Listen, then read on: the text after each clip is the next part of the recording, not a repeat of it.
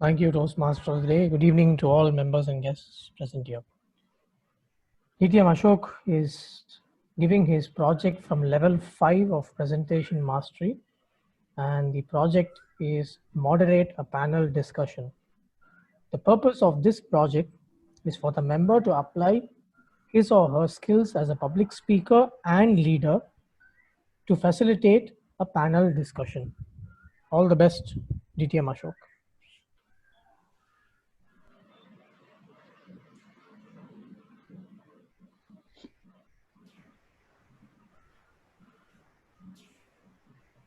Good afternoon, Toastmaster of the day, fellow Toastmasters, guests, and my dear panel members. I am Ashok Kumar, your moderator for the session today. I've been a Toastmaster since 2012, and I've been a division director. I worked in DRDO and HL Technologies earlier than this. I am the master mentor in Emerging Leaders Toastmasters Club. During my term in Toastmasters, I have mentored 25 plus Toastmasters. Now, I decided as a master mentor, my role is to ensure that the mentoring program is successful in our club. For that, I thought I would use my project, moderating a panel discussion, and invite senior Toastmasters from across District 120 and seek their views on effective mentoring. I am happy to say that I have got three distinguished Toastmasters from across District 120. Let me introduce them first.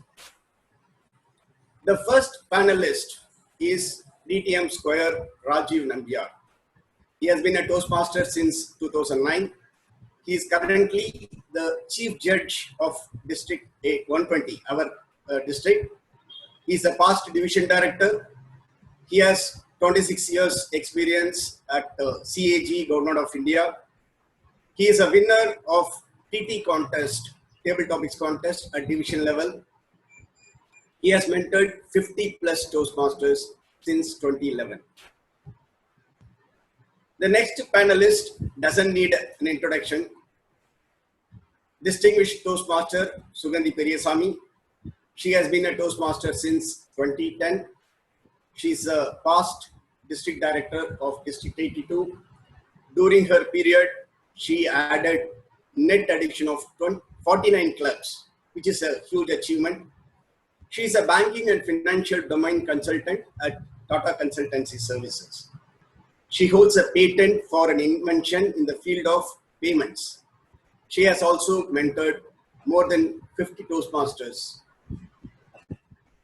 The third panelist is distinguished Toastmaster Saro Velrajan. He has been a Toastmaster since 2006. He is currently the Finance Manager, District 120.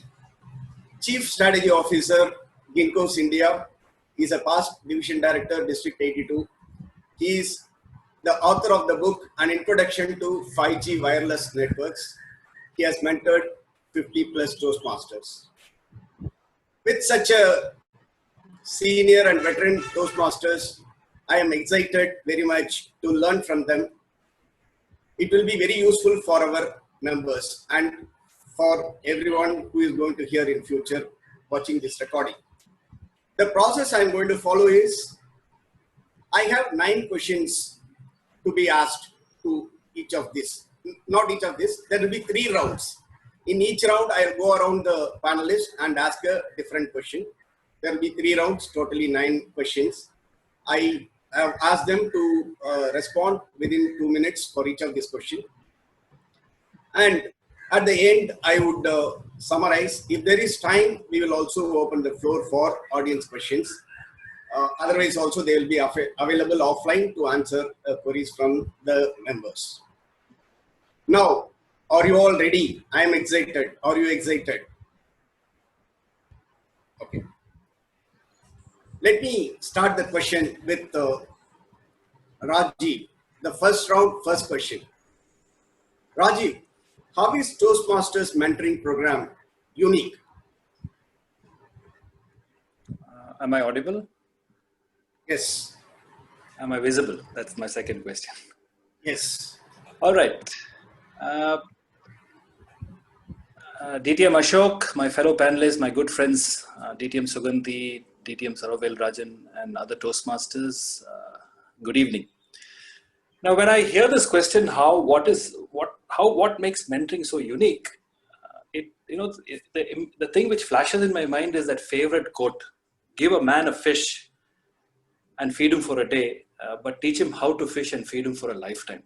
I think so. This is the concept of mentoring, which has been available over the centuries, but now it is being given a name called mentorship. That's what I believe. Now, what makes mentorship in Toastmasters in specific unique? Well, for me, there are a couple of points which I feel that it makes this particular platform highly unique. One is, with my own experience, I have come to an understanding that it has helped me transcend my own selfishness. When I say selfishness, I was on a take that information should not be shared. It should be kept within my own understanding. I should not be giving it out. But when mentoring happens, you are duty bound to share information also. So that way it transcends selfishness for me. The second point I would say is one learns humility and patience to a great extent. If you have an understanding mentee, then fine, everything goes well. But if you don't have a good understanding mentee, then you need to have a lot of humility and patience. Though you're a senior person, you need to have a lot of humility and then patience to guide that particular individual. Also, I feel is that as a mentor, one gets to guide and support people to develop themselves in their own time and space. When I say own time and space, I have mentees who come up to me 15 days ahead of the speech and give me the script and ask me to mentor. I have mentees who come in the morning of the speech and say, "Sir, I have a speech in the afternoon to deliver." So I think so. When you start mentoring people with different wavelengths, you start allowing them to grow in their own time and space. That is one thing I've learned. Another thing I learned is one gets to learn new ideas and also unlearn the old ones from their own mentees. You'll realize that I was holding on to some kind of a concept, and here is the person comes in giving you something else. So that actually moves in to make you or allow them to do a reverse mentoring on you. The concept of reverse mentoring is also highly influenced my way of thinking, because I still remember when I had just given my speech in the club contest and won it. There was my mentee DTM Reena. When I spoke to her, she said, "Coach, this speech will not sell in the area level." And I immediately asked her, "Can you mentor me?" And she was surprised that her mentor for 5 years is asking to mentor her, me rather. And we worked together, and because of her mentoring, I reached the Ovation finals to take part among the 14 contestants. So the concept of reverse mentoring is also there. One important factor which I would like to share here is mentoring is just not about building relationships with your mentee, but I believe it is about building the mentoring mentality in a particular mentor. So this makes altogether put to make that Toastmasters program highly unique. DTM Ashok, back to you. Thank you, DTM Rajeev, for your specific inputs on what are unique with Toastmasters mentoring. The next question is to Toastmaster, distinguished Toastmaster Suganthi. Whenever we take up a role, we ask, what is in it for me? Now let me ask DTM Suganthi, what is in it for you as a mentor? Good evening, my dear fellow Toastmaster friends. Thank you, DTM Ashok, for that very interesting question. We never take up any roles in Toastmasters without thinking, what is it in for me? So if you ask, what is it in for me as a mentor? I have an overlapping answer with my friend Rajeev. You learn, you unlearn, and above all, you learn how to be grounded. So that is the biggest learning that anyone who serves as a mentor can gain from serving as a mentor. The second thing is somebody who is quite unknown comes to you with a lot of confidence in you that you will be able to guide them genuinely. So you learn how to build trust, and you also grow yourself to be worthy of that trust. So trust building is another exercise that comes as a byproduct when you learn to be a mentor. And the third thing that I would say is we become better listeners. Uh, I don't think I'll have to emphasize on how important is listening, but then we learn to listen to our mentees because there are a lot of informal cues that they tell us when they share their experience, be it a project speech or a meeting role. So you learn to be more sensitive to listening to their experiences.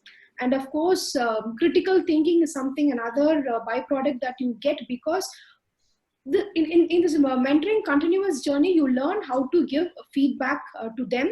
And while we talk about feedback, the biggest learning that one can get by serving as a mentor is you learn how to be empathetic towards your mentee. What is their expectations? What is the pace at which they can progress? One way of motivating a mentee will not work with another mentee. So you learn how to be more empathetic in understanding. So I think this is a very good ability that will also help us in our personal and professional lives. And you also learn how to cheer them, build the self-confidence of that particular person. And above all, I think having been in a community where we support mutually, I think it's a brilliant idea to give back what you have received from your fellow Toastmasters and mentors. So these are the several items, and many more are there. Serving as a mentor, you will get bountiful harvest. So I think definitely people should learn to sign up to be a mentor when opportunity knocks their door. Over to DTM Ashok. Yeah, thank you, DTM Suganthi, for sharing your views on. I'm sure this will motivate many people to take up mentorship. The third question goes to DTM Saro. What are the qualities a mentor should have, DTM Saro? You are on mute, Saro. Thank you, DTM Ashok, my co-panelists and dear friends from Emerging Leaders Toastmasters. Very interesting question on the qualities of a mentor. There are 5 qualities that a mentor should possess. Number 1, the mentor should be sensitive to the needs of the mentee. Each mentee is very unique. They come from a different background. So you should be very sensitive to the needs of each of your mentees. So that is number 1. Number 2 is you need to have a lot of patience when dealing with your mentees, because there will be obviously a skill gap or a knowledge gap. So you will have to listen to them to understand their perspective before you suggest them something. So there has to be a lot of patience that you need to have. And the third quality is being available for them. In our busy lives, it's very hard to allocate time for even just Toastmasters. Imagine allocating time for supporting somebody else in your Toastmasters journey. That's very hard. So before signing up for mentoring somebody, you should ensure that you have that time available for you so that you can spend the time with your mentee effectively. So availability is very critical. Then the fourth quality is respect for your mentee, irrespective of what they do or what they think or what level of knowledge and skill they possess. You should always respect the mentee, because only with mutual respect you can make this relationship work really, really well. And last but not the least is the knowledge and the skill. A mentor need not have been there, done that, but at least the mentor should have the knowledge with which he or she can help the mentees. So I call them a spark, being sensitive, patient, available, respectful, and having that knowledge. So the mentor is responsible for igniting the spark in the mentee by having all these qualities. Back to you, Ashok. Oh, thank you, DTM Saro. Very crisply you have identified the 5 qualities and given an acronym also. That's great. Now let's move on to the second round. The first question goes to DTM Rajeev. How can the mentees leverage their mentors' expertise and experience effectively? How can mentees leverage the mentor's expertise and experience? Okay. There is a famous saying again, I would say, is ask and so you shall receive. That's what I base this basic discussion is all about. Now, Toastmasters is just not about giving speeches or doing meeting roles. That's what I have understood over the years. Though it is to an extent, I firmly believe it is more than that.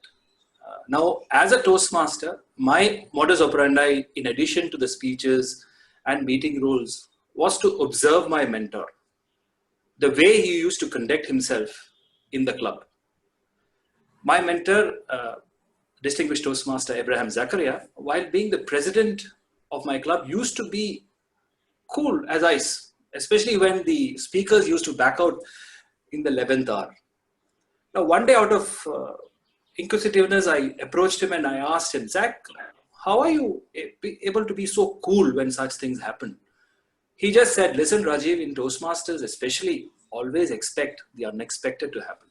And when it happens, it doesn't bother you. Now, these are life lessons one learns in Toastmasters when you take it outside and become cool as a cucumber. Because if I didn't observe DTM Zach, I would have not got this insight to say that, let's be cool, let's accept as it is. So as a prodigy, one shouldn't just stick with the speeches and roles to be mentored. They should be able to ask when in doubt anything which will enhance development on the personal front. So if I have to say, if the mentee has to leverage their mentor's expertise and experience well, if you ask, so you shall receive. Back to you, DTM Ashok. Thank you, DTM Rajeev. That's an excellent response. Ask, you shall receive. Next question is to DTM Suganthi. In your opinion, what are the challenges faced by new Toastmasters? How can mentors help them? Thank you, DTM Ashok. I would list three of all the challenges faced. I would list three of them, which I've come across in many of our fellow Toastmasters, including myself. First one is we think that we have less confidence. So less confidence is the first thing. And if we observe ourselves or even our fellow members and mentees, people are all confident as individuals, but somehow when they come and join a program and they observe people around them, they get this mental block. Will I be as impressive as a speaker as that I get to see? Will I play a role as the Toastmaster as efficiently? So I think this mind blocking that people will not be able to scale so easily is something that many of the mentees face, although they are confident compared to whatever they think of themselves. So this self-image issue is something that is the first challenge that people face. The second thing is unwillingness to spend more time to read and prepare. Compared to my initial days in Toastmasters, where we used to read the manuals, underline with pencil, call up people, there was no WhatsApp and stuff those times, or write down points in notebook to get clarified from senior Toastmasters. We don't see all that happening right now. They listen to objectives, people want to come give speeches, so that unwillingness to take the effort to better themselves, I think, is coming lesser day by day. And the third thing, of course, is instant gratification. People, after giving 2 speeches or taking up 1 meeting role, want to see an ocean of difference. I think we generally, as human beings, maybe as time goes by, we need to cultivate the art of staying put and staying a little patient till we reap those efforts. So self-image, that mind blockage, instant gratification, and unwillingness to spend time to read and prepare are the 3 major challenges that I see, which is preventing a person from getting better mentored. Over to you, DTM Ashok. Thank you, DTM Suganthi. You hit the nail on the head, as they say. The third question is to DTM Saro. It's not only the mentees who face the challenges. There are challenges faced by mentors also. What are the challenges you have faced as a mentor, DTM Saro? So there are several challenges that you face when you mentor people, especially when you mentor a lot of people. But I want to highlight the top 2 challenges that come to my mind. The first challenge is very common to pretty much all the mentors, which is mentees sending the speech script to you during the nth hour. Typically, it will be the day before the performance at the club level. That has been one of my biggest challenges. And how I handle it of late is I set the expectations with my new mentees from the day one that only if you send speech scripts to me like 3 or 4 days in advance, I will review and respond back. If you send something to me a day before this performance, then I will not be able to help you. So I set the expectations right from the beginning. So that is challenge number one.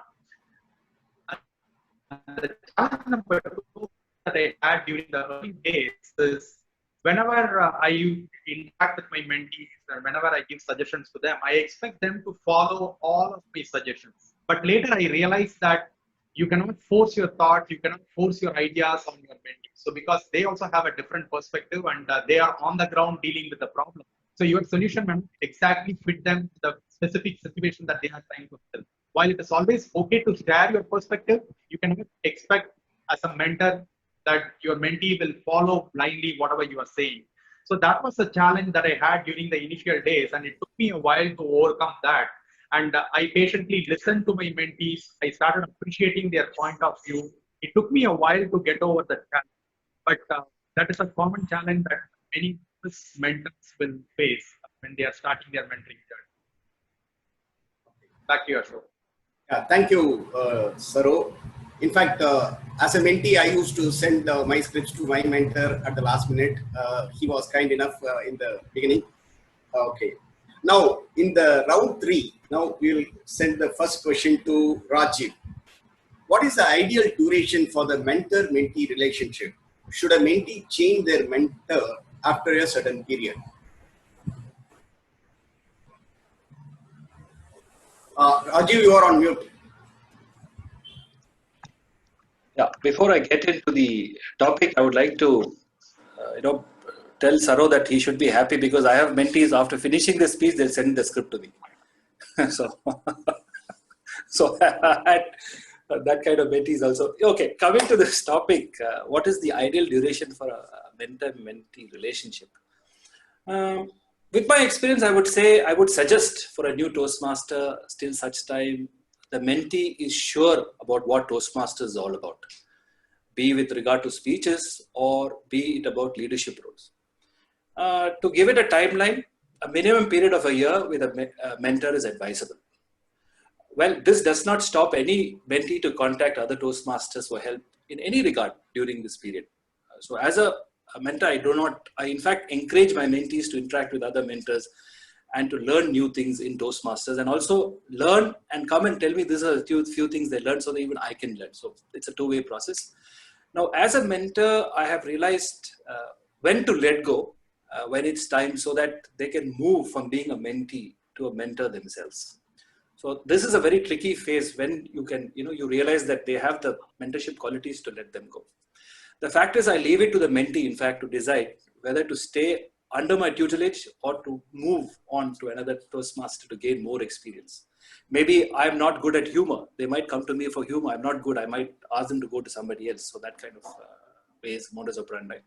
Because if the mentee has achieved the very purpose for which he or she has come to me for mentoring, then I believe this famous saying of Lao Tzu comes into play. When the student is ready, the teacher appears. And when the student is truly ready, the teacher disappears. Likewise, a mentor also should disappear only to reappear as a teacher for someone else who is ready to be tutored. So in a nutshell, 1 year should be the incubation period. If they want you for a lifetime, like I have DTM Zachariah till my lifetime, you can have him or her. The choice is left to the mentee to decide. Back to you, DTM Ashok. Thank you, DTM Rajeev. That's a perfect answer. Not fixing any maximum time. It can be up to the lifetime. Thank you. Now, the next question is to DTM Suganthi.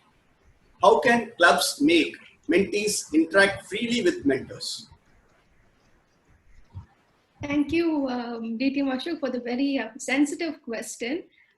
First is, I think a club should have the willingness to allow members to choose their own mentors in case they already have somebody in mind. There shouldn't be any stringent guidelines saying the VP education or the VP membership only will allocate you a mentor. So I think that will help the member to be able to leverage mentoring more effectively.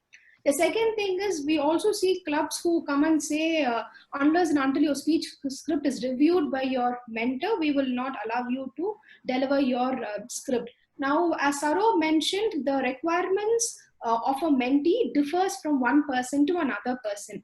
One mentee could be proficient enough in writing speech scripts. He or she might reach out to us to get some ideas on speech topic, or to just discuss with us whether they've understood the project objectives correctly, and they would like to go out and experiment in writing their speech script. So I think the club ExCom or the club committee should also allow mentees or members to be able to go ahead and take what they want from their mentors and not reinforce stringent guidelines, because the five fingers of our hand are different and so are our members.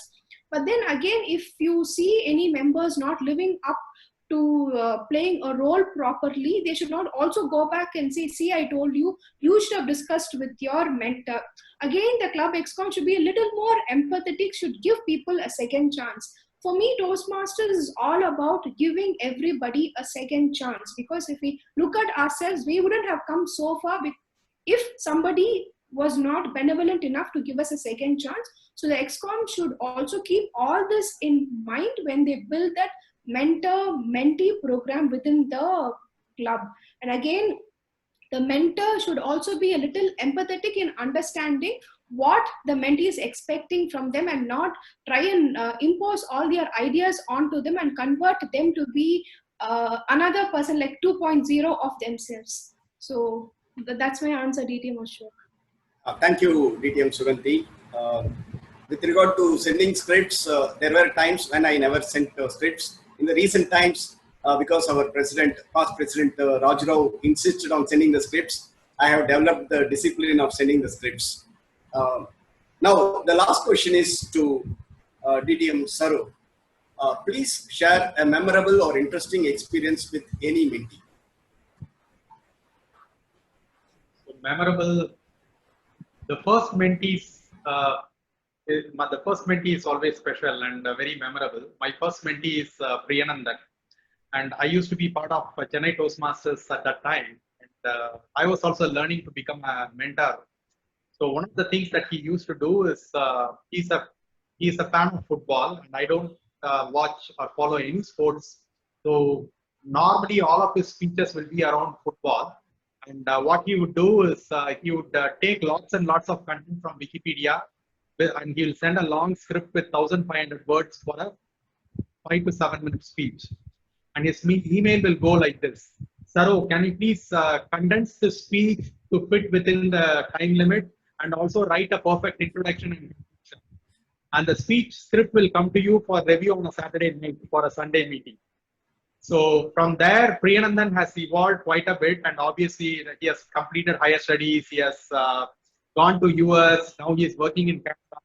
So he has also evolved and matured as a person. And like Rajeev said, we are continuing our mentor-mentee relationship even today. Even for some of his professional life as well as personal life, he reaches out to me for support and guidance. So the Periyasamy is always a special, though I might have mentored a lot of people, Periyasamy and the experience that I had in mentoring him, because he made me to evolve as a mentor too. So that experience was really, really special for me. Thank you, Saro. In fact, it goes to your credit that Periyasamy became a distinguished Toastmaster a while ago. Thank you. Now, with this, the planned questions are over. We are 5 minutes. We have 5 minutes more. Are there any questions from the audience? We can take one question so that one of the panelists can answer it. Subsequently, I have to summarize and wind up the session. Okay, I would like to ask one question. Okay. So, we talked about mentoring experience, right? But have you reached out to your own mentor for the challenges you face as part of your mentoring? because I think when we start to mentor someone, obviously the initial period will be challenging. It varies one mentee to another mentee, right? So have you ever reached out to your own mentor on how effectively you can mentor someone?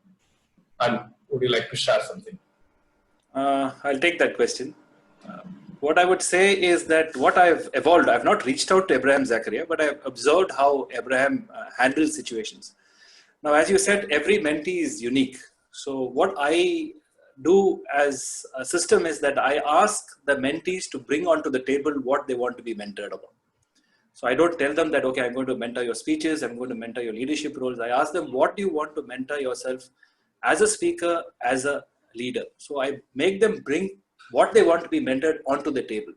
And once that is brought onto the table, it makes my life easier to mentor. So that is how I handle my mentees. Okay. Thank you, Rajeev. We can have one more question because the area director cannot be ignored. Yeah. Yeah, I've just typed my question and in the chat box. Can we have more than one mentor? Is it okay? Is it recommended? Because we have seen that I have seen few people having 2 or 3 mentors. Why is that so? And is it recommended? Can we have Suganthi or Saro answer this question? And I'll take it up. In fact, these days people say that they want to have a mentor for communication track and they want a separate mentor for leadership. It again depends on how comfortable the mentee is in getting feedback from the mentors. For example, right now my mentee and I are both pursuing the humorous, engaging with humor pathways. First of all, I myself am finding it very, very difficult to write scripts that invoke humor, and this person is following suit. I finished level 2 first one. The next speech of his is him. So my feedback to him will be the learnings that I had from a particular project. And I went and told him, listen, boss, I'm struggling with humor. It is better that we reach out to somebody else, at least for you, who will be able to guide you better with humor. I can help you with something else. So if you feel that you are not able to contribute effectively to that mentee, I think we as mentors should be a little generous enough to go and tell our mentee, boss, this is not my area where I will be able to help you effectively. Why don't you go and approach somebody else? And if we are able to pinpoint them to somebody, that will be really helpful. The second thing from a mentee perspective is, I think we are all sometimes very greedy. We want the best of everything. So we reach out to multiple people with the same question, trying to get answers. And of course, people will give different answers. And at the end of the day, we get confused. So as a mentee, I think we should also cultivate what is that I will be able to do given the abilities and capabilities that I have. A mentor can tell you X number of things, but as a mentee, I think I should have the clarity to pick and choose what I will be able to demonstrate. So there goes. Have as many as mentors that you would want, provided you're able to stay grounded and have that clarity in mind. Thank you, DTM Suganthi. Hope, Shivasan, that answers your question. Okay. I think it's time for me to summarize and wind up the session. If there are any further questions, please send it in the chat box. The panelists may be happy to answer you separately or in the chat box itself.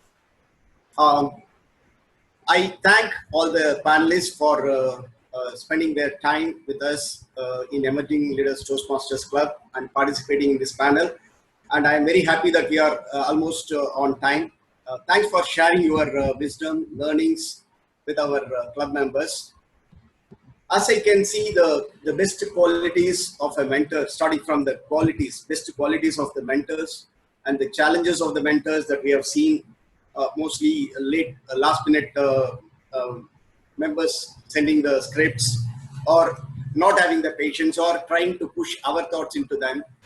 Also for the mentees to succeed and take complete, take the leverage of the Toastmasters mentoring program is to ask questions and be ready to spend time and then don't look for instant gratification. These are all very valuable thoughts. You can have more mentors, You can have mentors for longer than a year, for lifetime. These are all the different thoughts that we have got from the panelists. Toastmasters International is a learning organization, and definitely this session has been a learning moment for me because this is my first experience as a moderator or as a panelist as such. It is surprising that 8 years have gone and I am doing this for the first time.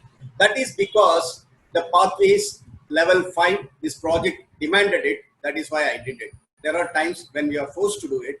Similarly, the mentees have to go through the project manuals. They have to go through the base camp and then go through the material, prepare the script, send it to the mentors ahead of time for them to give valuable feedback. I am sure this session would have been very helpful to all the mentees, including the mentors who are mentees to somebody, a lot. With this, I would like to give the control back to the Toastmaster of the day. Thank you.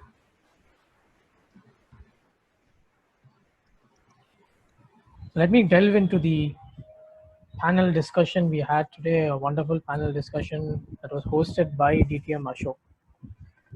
Now, generally, when you have a panel discussion, we are all used to seeing some on TV, which perhaps are not that smoothly conducted. As I would say, today's session was smoothly conducted.